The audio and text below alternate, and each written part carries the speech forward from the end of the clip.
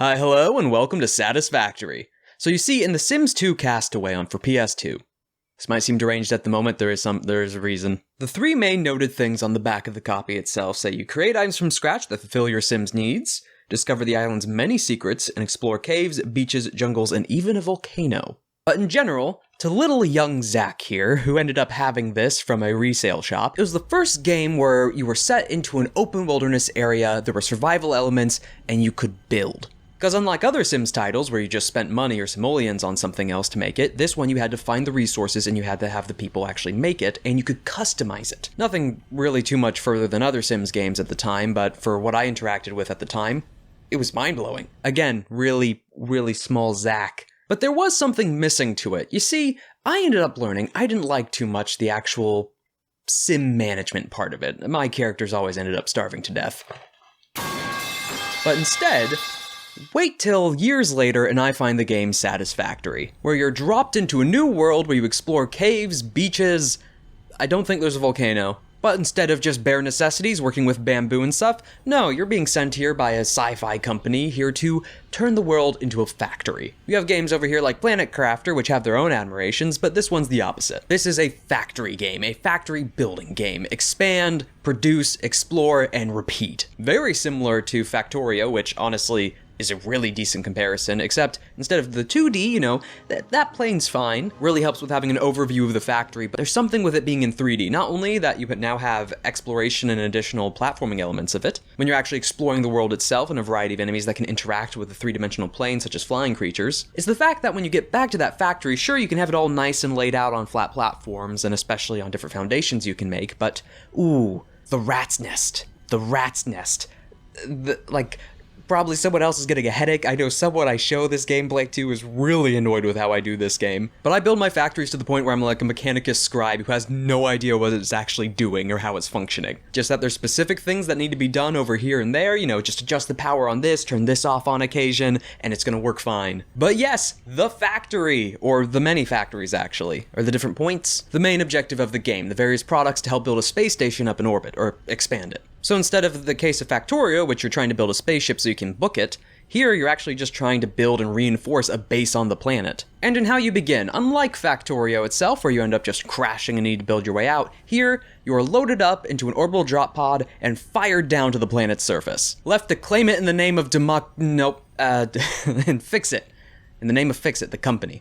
Starting itself, you have 4 different rough areas, which have some varied difficulty in just starting equipment, but generally all of them have stuff to begin. And in that beginning, the first thing you make is the hub, a central point which is where you're going to be turning in a lot of the benchmarks. So building your factory starts simple. You grab some resources, you dismantle your pod, you build the hub.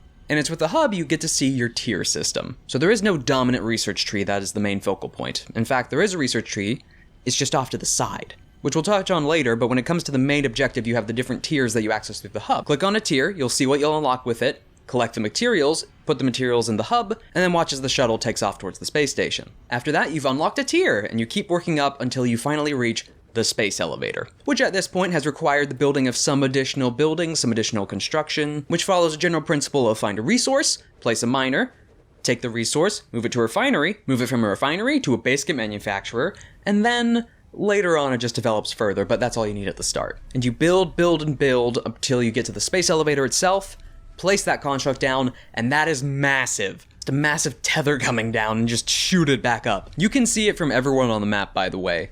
Nowhere in the sky box does this just begin to fade out. That line right there, you can see everywhere. And so after the space elevator itself is done, and then you actually have your first elevator objective, the game itself then begins to follow just a general form of progression. So fill a tier, you fill tiers until you get to an elevator tier, you fill that objective, send it back up to the station, you unlock more tiers, which give you new resources, new structures, new mining equipment, new detection equipment, and you just expand and expand and expand. So Factorio, except the research has just been divided into this tier system. When it comes to the factory side of it, not too far off on the base concepts, yeah. But now we veer into the stuff outside of the factory. Because I mentioned earlier, minor platforming elements, which are half purposeful, half you just need to get around the environment. Because it's not just a whole flat plain and then a bits of water here and there. No, you have mountains, deserts, valleys, sand dunes, beaches, these weird plateaus, and caves. We try not to think about the caves. And when you explore, it's not just for finding new places for resources, though that's one of them as well. When you head out into the wilds outside of your factory or wherever your initial base is, you can go and find crashed shuttles. Now, some of these might need certain components to repair, some might need power to reboot, but when you unlock these shuttles, you unlock a hard drive. These are scattered throughout the entire map, and they offer something you can't get through the tiers: alternative crafting. Normally, when you acquire certain resources or certain parts to be able to make more complex things later on, being able to get alternative crafting to simplify some of those or make them cheaper is such a good thing. Because it's the only way to get it as well. So you take this hard drive, put it into the research station, which we get into our actual research tree. Divided into different categories based off of things that you've bumped into the wild and on some of your explorations. You have things like weapons under black powder, or sulfur in this sense, smart components and computerized stuff, general healing items, etc, etc. All of this, all these trees, even the hard drives, all optional. You'll want to do them for sure, but you don't have to. Especially when it comes to the weapon one, there's some real nasty things out there. And mobility as well, you're not just limited to your own 2 feet to an extent, you even have sliding. You have leaping, jumping, the usual crouch, but then also abilities to help enhance that. Jetpacks, parachutes, different bits of spring boots, gas mask for poisonous fields, and the weapons you can associate yourself with. So you have general, like just a basic taser essentially from the start you can make. You can basically get a taser sword. And then just a gun. You can just get a gun. But after the exploration and research, which is kind of a side thing, kind of not, you have explore, find a resource, mine that resource, refine that resource, make it into a part, make that part into more complicated parts, make a structure, and repeat ad infinitum. Which seems simple, or just in general sense, just expanding or going off in various directions, the flat spread of Factorio. But there's a comfort to Satisfactory. Again, that rat's nest, my rat's nest. Where there's a struggle for power, you have different wires linking into different areas. I don't even know where wires go anymore in certain points. Conveyor belts going every which way, just trying to fit a space in between all the different already existing structures so I don't have to build over, but not just expand forever, even though that expansion is taking place. It's the fact that it just compiles on itself for a moment. So you start off with your basic objective, like, okay, get iron, make it into steel plates. Fine. Easy peasy. The stuff you have to do by hand, which is really annoying on the table, pushing you to be able to do it on a machine. But even if you just need a handful of those parts, whether you're making a tool or one structure and that's it, it's not that bad to be able to just do it by hand. But really, it's when it comes to mass production. That's all what this is about. Mass production. Iron, copper, coal, fuel, oil, whatever it is, you will find a chokehold at some point, or a strangled point where you need to be able to get past that to be able to make your quota, to get to the next tier, to build the next part of the elevator and space station, to unlock the next new structure, to unlock the next equipment, to unlock that jetpack at later tiers. And I don't know what it is. I really don't. There's just a switch that goes off when everything works together, that automation just clicks and feels right, especially when it's a rat's nest. Almost like seeing my own magic trick on a save file that I haven't touched in a while. I'm like, okay, how is any of this happening? I can see a single miner over here, a train station that goes off onto the horizon, and computers coming out of this machine adjacent to me after this entire web of conveyor belts. Is it efficient? Hell no. Does it work? Most of the time. Again, the whole ad mech and rituals just to make sure it works in some points. That's not on the game's fault, that's my fault for just... You see it.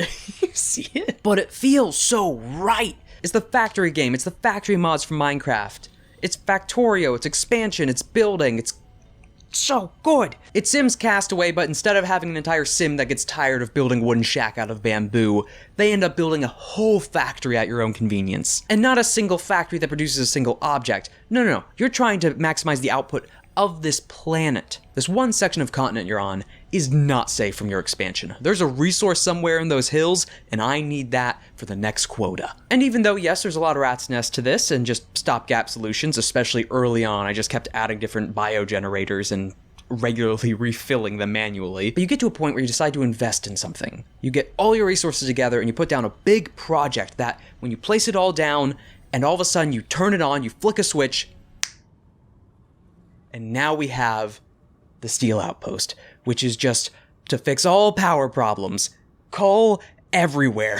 Or the train station here, the fuel refinery over here, and the way it's currently set up, and the different power generators, oil, the refineries, the train station doing an additional loop just to pick up a separate cart full of just iron. This one conveyor belt of coal from early levels before I had vehicles that stretches so far away. It did not need to be this far. There was coal way closer and way easier. But it works. It doesn't need to be affected. It's been fully automated. Building all of this over a period of time, piece by piece, in different directions, the train stations, the conveyor belts, the different wires all hooking up, linking together, and producing things. Just working. So many different pieces, devices, resource modules, trains, conveyor belts, all coming together back to that space elevator to meet that next tier. It scratches an itch. I don't know what to call that itch, but it's in all those factory games. And if you've played those factory games, or there's factory mods for Minecraft or something similar, you know what that feeling is when it all finally works, when it all is put together and just is going on in the background. To be able to go from that point where you're making everything manually on that table in the hub,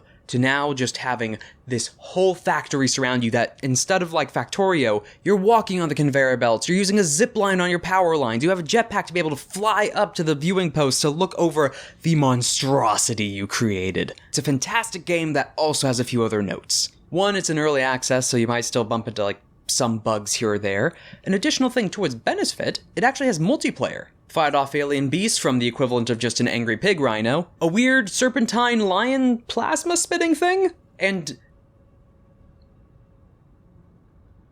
Satisfactory, the 3D Factorio, and of course its namesake, Satisfaction. This game really just grabs onto me on occasion. Just locks me in. In any case though, thank you for watching, a thank you to my patrons.